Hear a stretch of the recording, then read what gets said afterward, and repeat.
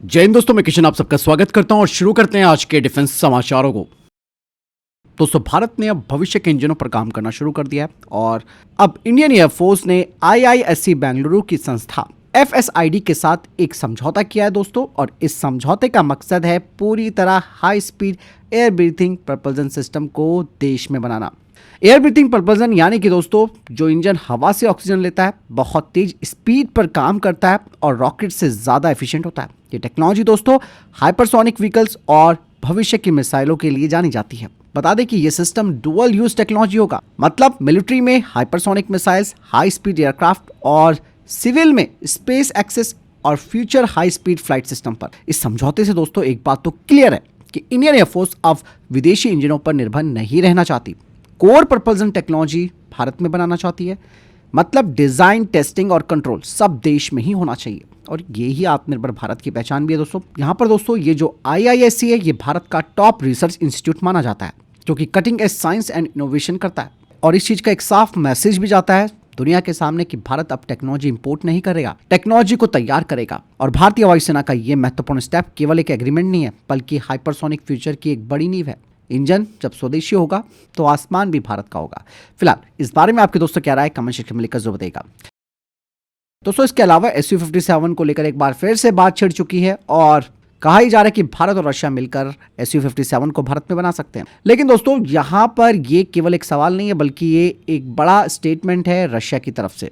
सवाल ये उठता है कि क्या भारतीय वायुसेना में कोई बड़ा बदलाव आने वाला है। दरअसल दोस्तों Su-57 रशिया का 5th जनरेशन का सेल्फ फाइटर जेट है, लेकिन असलियत तो ये है कि Su-57 अमेरिका के F-35 जैसा परफेक्ट 5th जनरेशन का फाइटर जेट नहीं है। लेकिन इतना जरूर है कि ये चाइना के J-20 और J-35 से काफी बेहतर है। दोस्तों यहाँ पर मैं आपको बता दूं कि रशियन कंपनी UAC के जो CEO हैं, उन्होंने कहा कि भारत और रशिया के बीच Su-57 को भारत में बनाने को लेकर तकनीकी बातचीत चल रही है। ये काफी इंपॉर्टेंट बयान माना जा सकता है उनका दोस्तों।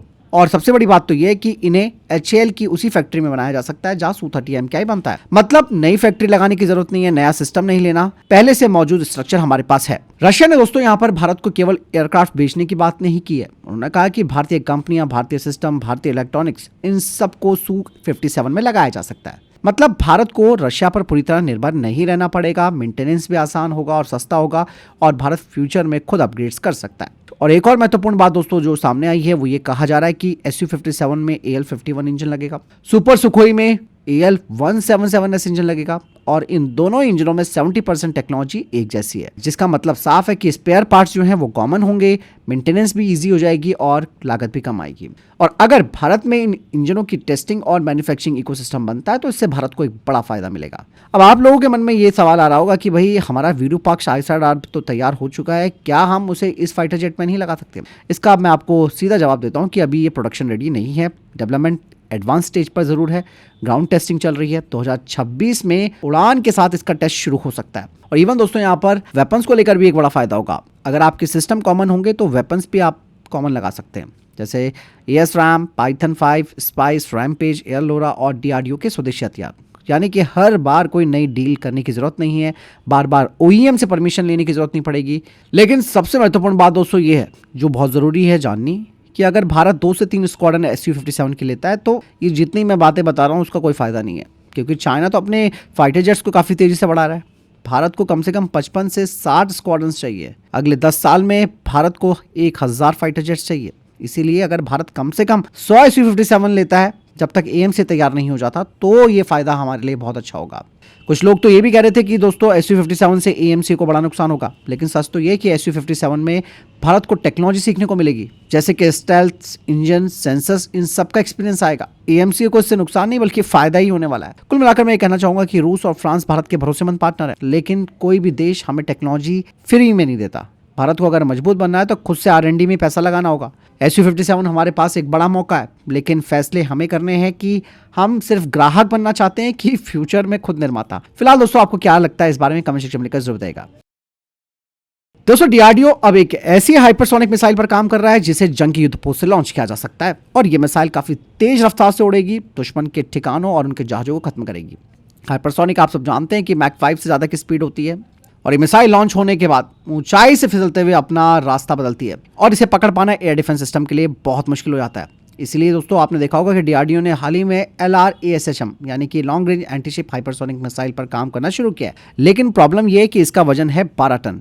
जंगी युद्धपोत के लिए तो ये काफी भारी मानी जा रही है, इसीलिए इसे जहाज से लॉन्च नहीं किया जा सकता। और अब इस प्रॉब्लम को सॉल्व करने के लिए डीआरडीओ एक छोटी और हल्की हाइपरसोनिक मिसाइल तैयार कर रहा है और इसका वजन दोस्तों केवल 3 टन होगा, मतलब ब्रह्मोस के बराबर।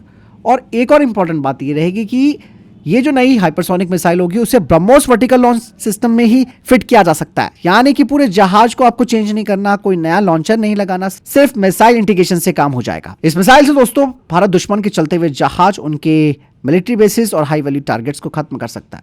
हालांकि डीआरडीओ ने अभी इसकी रेंज नहीं बताई है, टेस्ट की डेट नहीं बताई है और सबसे बड़ी बात है कि टेक्निकल डिटेल्स भी साझा नहीं की है। और मैं आपको बता दूं कि इस तरीके की प्रोजेक्ट की जानकारी अक्सर टेस्ट होने के बाद दी जाती है। मतलब साफ है कि भारतीय नौसेना के मौजूदा डिस्ट्रॉयर्स और फ्रिगेट्स फ्यूचर में हाइपरसोनिक स्ट्राइक प्लेटफॉर्म बन जाएंगे।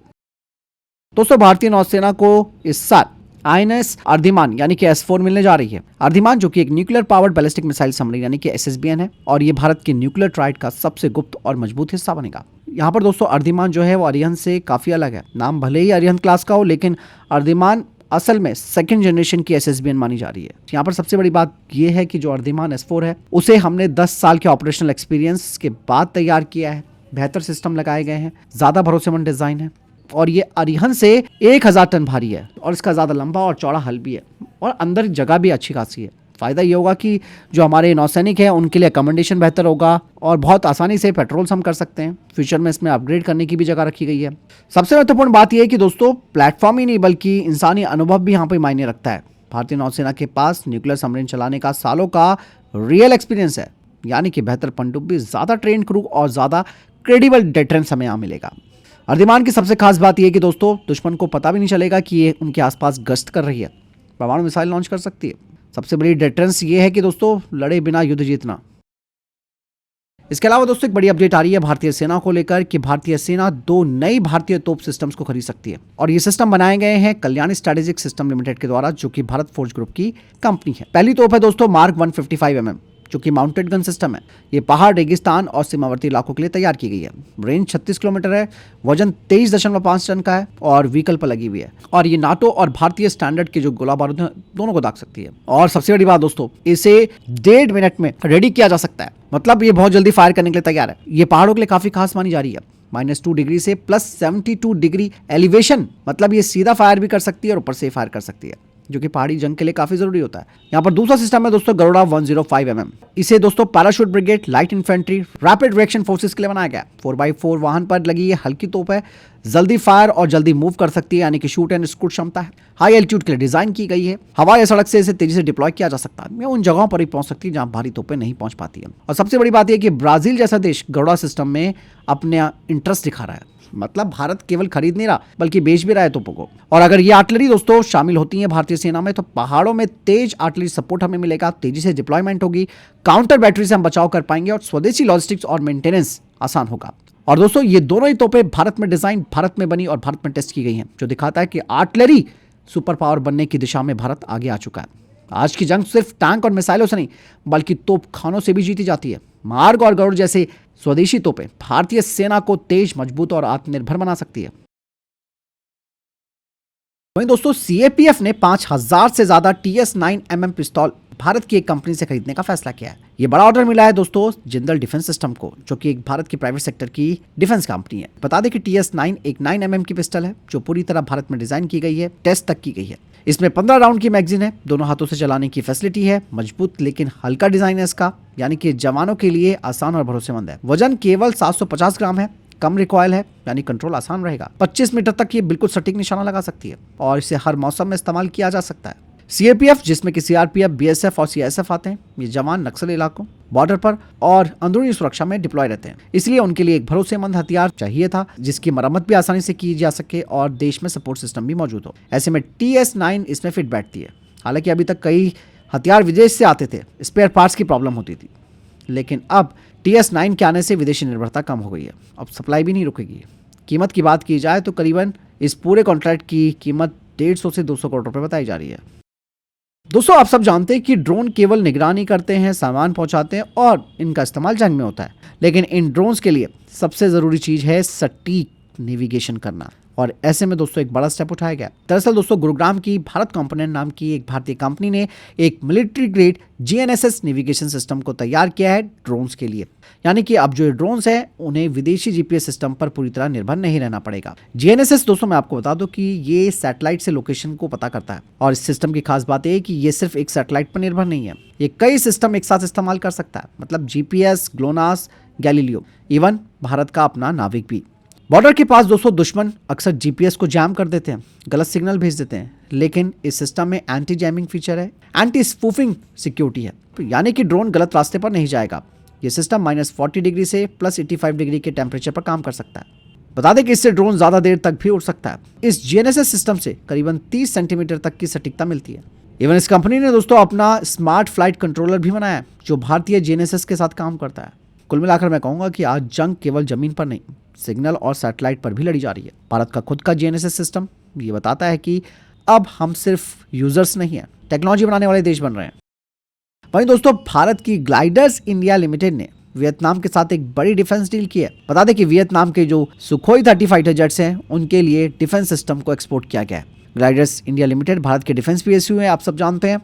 ये कंपनी एयरक्राफ्ट पैराशूट्स और रिकवरी सिस्टम बनाती है। दोस्तों भारत ने वियतनाम को Su-30 के लिए ब्रेक पैराशूट और पायलट पैराशूट सप्लाई करने का उन्हें ऑर्डर मिला है। बता दें कि ये कोई आसान चीज़ नहीं है, क्योंकि लैंडिंग के समय और इमरजेंसी सिचुएशन में ये सिस्टम पायलट और एयरक्राफ्ट दोनों की जान बचाते हैं। इसलिए इसमें क्वालिटी, सेफ्टी स्टैंडर्ड्स और सर्टिफिकेशन बहुत सख्त होते हैं। वियतनाम ने भारत को क्यों चुना है? क्योंकि भारतीय सिस्टम भरोसेमंद है, क्वालिटी इंटरनेशनल लेवल की है, सप्लाई भी टाइम पर होती है। इस डील की अनुमानित कीमत 30 करोड़ रुपए बताई जा रही है। वहीं दोस्तों पंजाब में बीएसएफ और काउंटर इंटेलिजेंस ने एक बड़ी साजिश को नाकाम किया है। पाकिस्तान की ओर से कुछ तस्कर जीरो लाइन पार करके घने कोहरे और रात के अंधेरे का फायदा उठाने की कोशिश कर रहे थे। उनका मकसद था भारत में हथियार और नशा भेजना। बीएसएफ के जवानों को इनके ऊपर संदेह हुआ, इनके ऊपर फायरिंग भी की गई और इलाके की घेराबंदी की गई। और इस सर्च ऑपरेशन में दोस्तों काफी चीजें बरामद हुई है, जिसमें कि एक सिक्योरिटी पिस्टल M5, 20 पिस्तौल, 39 मैगजीन, 310 जिंदा कारतूस वो भी 9mm वाले, 2 बैग और 2 किलो 160 ग्राम का हेरोइन। इतनी बड़ी मात्रा में दोस्तों ये हथियार और नशा भारत भेज रहे थे। तो फिलहाल इस हफ्ते के टॉप डिफेंस अपडेट। वीडियो के सामने कोई प्रश्न जवाब है, आपको कोई सवाल है कमेंट सेक्शन में लिखकर जरूर पूछ सकते हैं। वीडियो को लाइक और शेयर जरूर कीजिएगा। जय हिंद, वंदे मातरम।